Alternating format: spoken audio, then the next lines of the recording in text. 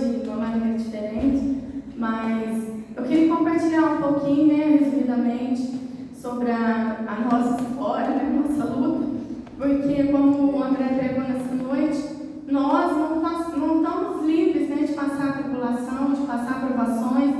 Então eu gostaria de compartilhar com você, os testemunhos são para edificação, são para gerar força, né, gerar vigor naqueles que estão passando por problemas também. Então, em 2017, eu entrei na faculdade e eu ia bem planejando que no meio de 2020, que seria o ano que eu formaria, nós tentaríamos ter o nosso filho, né? E estava tudo planejado na minha mente. No mês de 2020, eu ia tentar engravidar, não sabia se ia conseguir, mas já ia começar a tentar e na minha cabeça ia dar tudo certo, né? Era o meu plano. E aí, quando foi no final de 2017, nas férias de dezembro, eu fui fazer uma transição, né, de remédio, de anticoncepcional, e acabei engravidando sem planejar. Mas a gente ficou feliz, a gente falou, dá um jeito para a faculdade, né, a gente se vira, tem as vovós, tem os titios, e a gente tenta ir da maneira que der. E aí, quando eu fui fazer o primeiro ultrassom, eu consegui marcar antes, eu estava com 12 semanas, né, 3 meses, e quando chegou lá, a médica, até foi um trauma muito grande que nós passamos, que foi, isso serve de lição para a gente também, né, como profissional aqui de várias áreas que a gente tem, no trato com as pessoas, né, a profissional ali, ela foi muito fria, ela agiu de uma maneira muito grosseira, muito desumana comigo, com o Ebinho, como ela deu notícia ali pra gente, ela falou assim, olha, você vai ter que, era 7 horas da noite, ela estava fazendo um exame em mim ainda, ela disse, você está em jejum? 7 horas da noite, né? Porque você vai ter que fazer uma curetagem. E eu sabia o que era isso, né? Eu comecei a chorar, e o Ebinho olhou para mim sem entender, e eu falei para Ebinho, não deu certo. E ela não explicou nada pra gente, ela só falou, ó, não tem bebê aqui, só tem um saco gestacional. E ela, aí a Ebinho falou, mas como assim, né? O que aconteceu? Ela falou, é muito normal isso acontece com muita gente, é muito comum. E na época até o Dr. Francisco trabalhava aqui ainda, ele falou, olha, Natália, isso não é comum. Uma perda de gestação, né? A primeira gestação é comum, uma perda. Mas geralmente tem um embrião. Quando não tem um embrião, quando está só o saco gestacional, geralmente é um problema genético. Então você vai ter que investigar se você for tentar engravidar de novo. Mas aí a gente esperou, né? Não era meu plano naquele momento, nós decidimos esperar então até 2020. Só que naquele momento eu me senti como Elias, né? A pregação, nada no culto é combinado, para quem está vindo aqui a primeira vez, né? Eu não combinei nada com o André, né, André?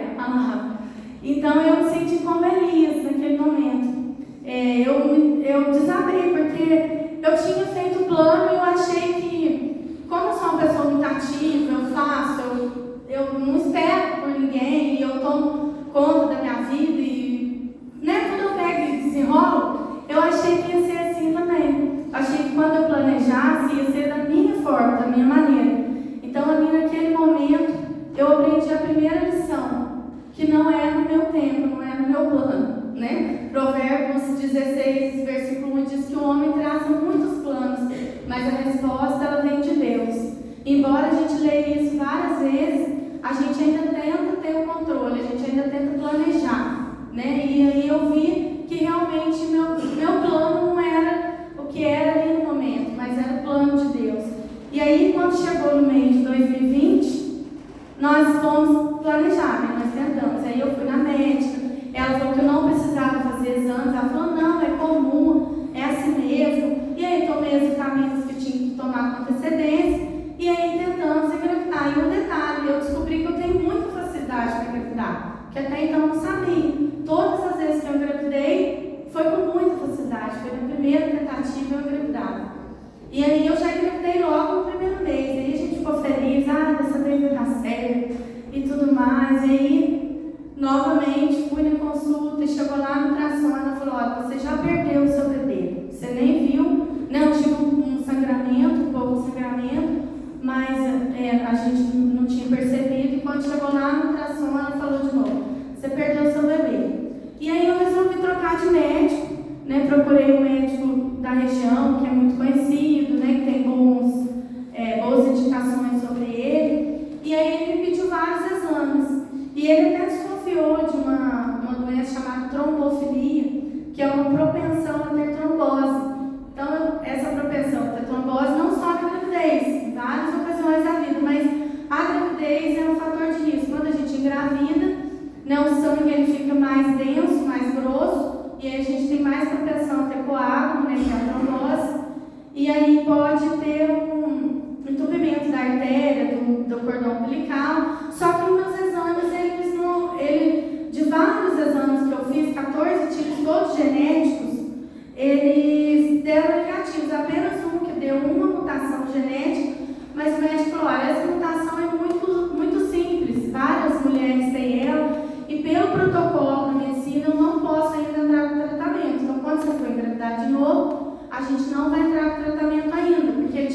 explicado que esse tratamento era com anticoagulante, injeções de anticoagulante. Então, nós tentamos a terceira vez, que foi em 2021, né, Binas? 2021. E aí eu tomei um trauma, né, de ultrassom, eu fiquei traumatizada.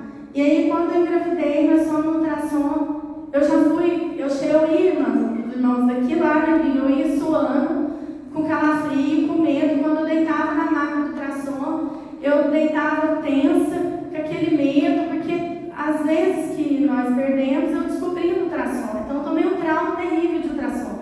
Mas aí no primeiro estava tudo certo, né? O feto estava lá, estava desenvolvendo, o tamanho estava certinho. E aí fomos no segundo, que foi aquele de Vianoquim, que é a ultrassom de 3 meses, né? Para ver se tem síndrome de Down, e estava tudo certinho. E aí, passado uma semana, estava naquele auge de Covid, nós pegamos Covid, eu não pude ir no pré-natal. E quando eu fui no pré-natal, né, que passou esse período de isolamento, estava de 16 semanas, era para ter escutado o coraçãozinho do bebê. E o doutor Leandro aqui não conseguiu escutar. E ele falou assim, não, mas fica tranquilo, porque você é mais gordinha, e talvez você esteja com gases, e a gente não conseguiu escutar, mas fica tranquilo. Até depois ele falou para o Jussara está aqui, que ele falou assim, não, realmente eu achei que estava tudo bem, que eu não tinha escutado mesmo, por um acaso. Naquele momento eu não menti para a Natália, realmente eu achei que tinha, né, vida ainda no feto. Mas eu fiquei tranquila, eu não me desesperei não, eu cheguei em casa, falei para ele, né, ele falou, não, Natália, fica tranquilo, vamos dormir em paz. Mas ele pediu um ultrassom no outro dia, um ultrassom lá em Penhandu. Aí o Ebinho pôde ir comigo, a Valquíria que foi comigo, e eu dormi bem à noite, eu não preocupei com aquilo, dormi bem, não fiquei ansiosa. Mas de manhã, eu abri a Bíblia antes de ir, né, eu orei, e quando eu abri a Bíblia, eu li aquela passagem que Jesus estava orando no Getsemane antes dele ser preso, que ele orou assim, Pai, estou nervosa, afasta de mim esse cálice, mas contudo seja feita a sua vontade. E naquele momento, eu entendi que a vontade de Deus seria feita mais uma vez, né? Que eu gostaria de passar, que aquele cálice amargo passasse de mim, mas eu entendi. Então eu fui já com o coração preparado para a pior notícia, para a pior resposta. E quando chegou ali, a Valquíria foi comigo, a médica, ela deu a má notícia de novo. Ela falou, olha, infelizmente, o seu bebê não tem vida. Aí ela perguntou, né, ela rodeou, ela foi muito humana ali comigo, ela, né, Valquíria embora. Eu já estava esperando a má notícia, porque eu já ia esperando o pior. Ela foi muito amorosa, então ela deu a má notícia. E aí eu falei com o meu médico, que é de São Lourenço, ele falou, pode vir para cá. E aí quando nós chegamos lá, ele falou, olha, vamos aproveitar, ele me examinou, falou, seu colo está fechadinho e tudo, vamos fazer um parto normal induzido. E quando ele falou aquilo para mim, eu me desesperei, eu falei, meu Deus, como que eu vou fazer um parto com uma criança que não tem vida, né? Eu vou ter que passar por mais essa provação, por mais essa tribulação, porque são procedimentos que vai deixando a gente como mulher, vai deixando marcas na vida da gente. Então, a gente tinha passado por uma curetagem, eu já tinha passado por uma perda, né, normal. Eu falei, nossa, agora eu vou passar por um parto normal. E aí eu passei. E Deus passou ali comigo, Ebinho, né, deu, nossa, muita força, né, é o meu sustento. E os irmãos orando, a família junto com a gente. E ele falou assim, vamos fazer o parto normal, porque a gente tem a chance de mandar para biópsia essa placenta e esse feto, porque tem algumas doenças da placenta, então a gente tem essa chance. E aí, eu passei por todo esse processo, né? Eu tive dor de parto, eu tive contração, a bolsa estourou, e aí a gente foi mandado esse exame para biópsia, e chegou a primeira biópsia. Aí nesse período, né, de 40 dias da biópsia, nós recebemos muito apoio, muitas visitas, e eu e o Jairzinho, que é o Sandro, foram lá em casa, e eles aconselhando a gente, eles disseram assim, Natália, e aí, o que vocês... Eu falei, eu acho que não é pra gente ter filho, porque eu entendo que tem casais que não é pra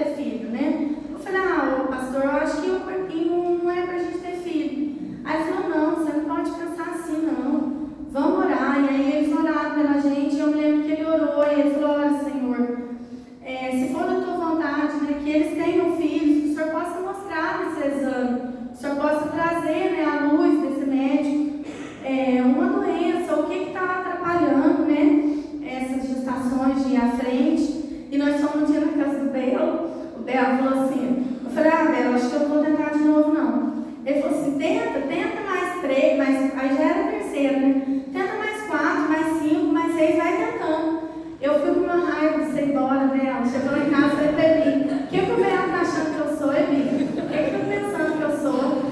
Eu fiquei com muita raiva dela, mas depois eu entendi que Deus está usando você para me incentivar, né? Deus usa as pessoas para incentivar, para dar apoio pra gente. E aí chegou a biópsia, e na biópsia não estava claro, né? A biópsia não veio clara. E o médico não conformou, ele falou, não, eu vou pedir revisão de lâmina lá na biópsia lá em Pouso Alegre. E aí ele falou com outro médico lá, que era professor da faculdade lá de Pouso Alegre. Ele falou, não, eu quero revisão. Essa veio muito... Foi mal analisada essa biópsia. Aí realmente ele pediu e era a segunda biópsia. O resultado veio que realmente tinha trombo, né? Trombose na placenta, que impedia de chegar o oxigênio, impedia de chegar o nutriente para os fetos. Então eu fui diagnosticado com trombofilia, que era a doença que ele tinha desconfiado no início. E ele falou, olha, o tratamento é com injeção, anticoagulante. Assim que você engravidar, você vai entrar com as injeções. Então ele falou, você tem que esperar 6 meses agora. E aí eu acabei esperando até mais de 6 meses. E aí quando nós decidimos, eu fui lá e fiz, né, os exames, tomei as vitaminas. E nisso aí o Zana chegou em mim, né, na terceira gravidez, antes de eu perder, ela falou, Natália, eu estava vindo embora do Jerzinho, do culto lá de São Lourenço, e Deus falou comigo lá na Serra, lá no Virado da Serra, faz uma campanha, Natália. Só que eu já estava grávida. Ela falou assim, você já está grávida, então, né, não precisa mais e tal. E aí passou, eu perdi, aí ela me procurou e falou, quando você for engravidar de novo, você me fala para nós fazer a campanha, porque Deus tocou no meu coração da gente fazer a campanha. E aí eu procurei ela, né, quando eu fui lá no médico, e ela fez uma campanha comigo 7 dias de manhã, nós íamos aqui na igreja, e ela orou comigo, e ela orava assim, Jesus, toca nessa injeção. Quando a Natália for tomar a injeção, que o seu sangue esteja nessas injeções, porque, embora outra coisa, né, que eu queria compartilhar é isso, que a gente é servo de Deus, mas a gente tem que acreditar na medicina, a gente tem que acreditar na ciência, e a gente tem que fazer a nossa parte. Então a minha parte eu fiz, eu falei, eu vou tomar as injeções. Só que a gravidez era uma gravidez de alto risco. O médico falou, olha, você corre de ter pressão alta, de ter pré-eclâmpsia, a sua gestação pode ser antecipada, você pode ter um parto prematuro, que é o que acontece muito. Então a Eusana orou comigo sobre isso, sobre o tratamento, né? Eu fiz o tratamento, mas nós oramos sobre o tratamento. E ela orava e ela pedia, Senhor, que ocorra tudo bem nessa gestação, seja uma gestação abençoada, que o Senhor coloque o seu sangue nessas injeções, que essas injeções corram todo o corpo da Natália, chega até onde tem que chegar, e que traga nutriente, que traga oxigênio para esse bebê que será gerado.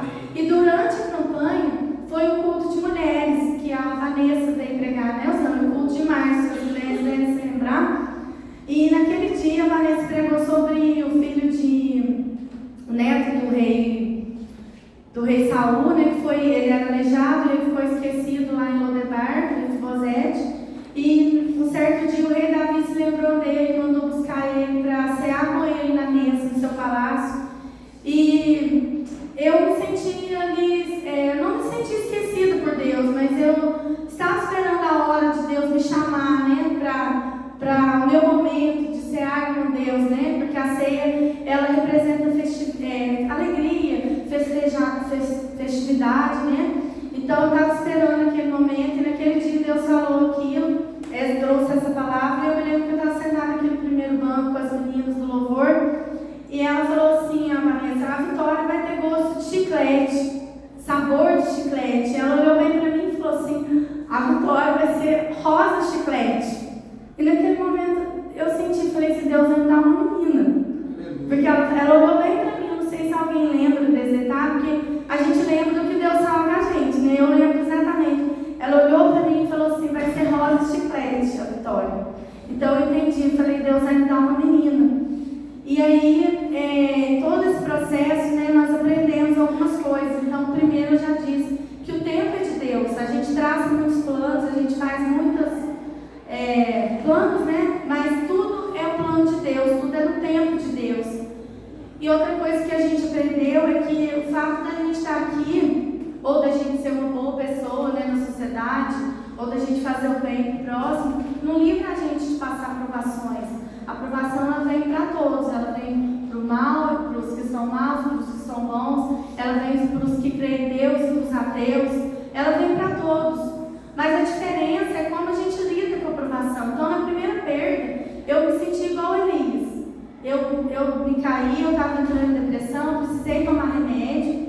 Mas aí depois da segunda e da terceira, eu caí na real. Eu falei, não, eu não sou melhor que ninguém. Quantas mulheres no mundo perdem seus filhos, não só na barriga, mas perdem seus filhos já depois de criados, depois de grandes. Então eu não sou a queridinha de Cristo, eu não sou melhor que ninguém. Eu estou sujeita a passar provação. Então eu vou passar com fé, eu vou passar com gozo em Deus. Então Deus trouxe uma paz que ninguém pode trazer para a gente. Eu sofri, eu tinha tristeza, mas eu tinha paz em Deus. Porque se Deus desse um filho para a gente, amém. Se não desse, eu sei que Ele ia suprir de outras formas também. E o terceiro, que a gente não serve a Deus em troca de alguma coisa. Né? Eu e o Rabinho, eu percebi que nós crescemos na fé, nós crescemos aqui na igreja muito durante as nossas perdas. No nosso casamento, serviu para a gente ficar mais unido, para a gente aprender a orar junto, a agradecer junto, a traçar metas juntos, né? A gente já fazia, mas com mais intensidade. Então, a gente não serve a Deus. Então, quando nós perdemos as crianças, principalmente nós estamos aqui no louvor, a gente canta, né? Se Deus fizer, Ele é Deus. Se não fizer, Ele continua sendo Deus. Então, nós seríamos hipócritas de estar aqui cantando e reclamando, murmurando, ou sair da igreja porque a gente passou por um problema. Não. Então, nós continuamos louvando a Deus, nós empenhamos mais ainda com as nossas perdas, porque a gente serve a Deus não por troca, mas porque a gente ama a Deus, porque a gente conhece quem Deus é. E a gente colocou a nossa fé em ação. Foi o que eu disse. A gente, quando recebe um diagnóstico, né, a gente tem que fazer a nossa parte. Né? Eu creio assim, é assim que a gente é ensinado aqui pelo nosso pastor, né, pela nossa igreja, que a gente tem que fazer a nossa parte mediante a medicina. E Deus vai fazer a parte dele. Então eu me propus a tomar as injeções e eu acredito que Deus agiu, porque a minha gravidez foi uma gravidez excelente, maravilhosa. Eu não tive pressão alta, pelo contrário, minha pressão ficou até mais baixa. Eu ficaria inchada, né? O prognóstico era que eu ficasse inchada, mas eu não tive inchaço, né? Aliás, eu tenho mais inchaço sem estar grávida que quando era grávida. E eu gostaria de deixar um versículo que está em 2 Coríntios 4, 16, diz assim: por isso nunca desistimos, ainda que o nosso exterior esteja morrendo, nosso interior está sendo renovado a cada dia, pois essas aflições pequenas e momentâneas que agora enfrentamos produzem para nós uma glória que pesa mais que todas as angústias e durará para sempre. Portanto, não olhamos para aquilo que agora podemos ver. Em vez disso, fixamos o olhar naquilo que não se pode ver. Pois as coisas que agora vemos logo passarão, mas as que não podemos ver durarão para sempre. Então é nisso que eu me apeguei. Durante o culto, né, no louvor, foi cantado esse louvor que a igreja será arrebatada. Isso vem nos dizer, né, no pós aqui na terra. Quando nós formos embora daqui, ali está o pastor pediu para pôr a fotinho nela, né? Nós fizemos uma fotinho com. Ali não estão todos, né? No total foram 270 injeções que eu tomei. Eu tomei uma por dia durante toda a gestação e até 30 dias depois do parto, porque depois do parto corri risco de uma trombose. Então, eu queria agradecer também, né, toda a nossa família que está aqui hoje, que atendeu o nosso convite, e também pelo apoio que eles nos deram durante esse trajeto, né, que já são 5 anos, esse ano, completou 5 anos desde a nossa primeira perda. Gostaria de agradecer a toda a igreja que eu sei que orou pela gente, as irmãs que vêm aqui na quarta-feira, aquelas que não vêm, né, os irmãos, os nossos pastores, os nossos